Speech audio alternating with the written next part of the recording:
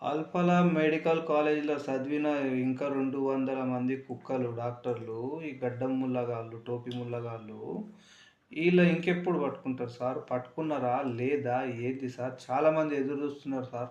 మీరు తొందరగా పట్టుకొని ఈళ్ళని ఒక్కొక్క చౌరస్తాలో ఒకరొకరిని షూట్ జేసుకోవాలి. లేకపోతే ఒక్కొక్క చౌరస్తాలో ఊరేసి చంపేయాలి ఈళ్ళని. అంతా లింక్ బయటికెళ్ళినంక సార్, ఈళ్ళని పట్టుకొని 4 రోజులు మేపినా పర్లేదు. కానీ మొత్తం లింక్ మొత్తం బయటికి రావాలి.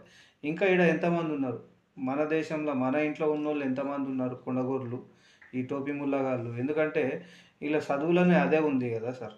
అల్ఫలాల నుంచి ఎళ్ళిన 200 మంది డాక్టర్లు టెర్రరిస్టులు అయితుర్రు గదా! అందుకని జెప్పేసి 4 రోజులు మేపినా పర్లేదు గానీ, మొత్తం లింక్ బయటికి తీసుకొని ఎంతమందైతే ఉన్నారో ఈళ్ళకి ఎవరెవరు సహకరించిర్రో, మళ్ళా ఇంకా దీంట్లో పెద్దోళ్ళ చేతులున్నాయా? చిన్నోళ్ళా? ఇంకేందా? ఏమా? మొత్తం బయటికి తీసుకొని, ఒక్కొక్క చౌరస్తాలో ఒకనొకరిని ఉరి తీయండి సార్. జనాల ముందు జనాలను పిలిసి అది గూడా. తెలవకుండా గాదు. జనాలకు తెలిసేట్లాగా జేయండి సార్. అంటే ఈ గడ్డముల్లగాళ్ళని జూస్తే ఇప్పుడు అందరికీ నమ్మకం పోయిందనమాట. ఏం కొనాలన్నా, తినాలన్నా ఆఖరికి జరమొచ్చిందని డాక్టర్‌తోని పోవాలన్నా గూడా, ఈ గడ్డముల్లగాడు వద్దురా బాబు అన్నట్లు అయిపోయిందనమాట.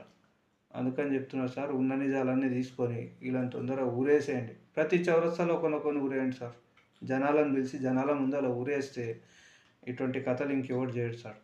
నేను చెప్పింది తప్పో ఏందో నాకు తెలవదు గానీ, ఇట్లా చేస్తే భయముంటదని నేను అనుకుంటున్నా సార్. జై శ్రీరామ్.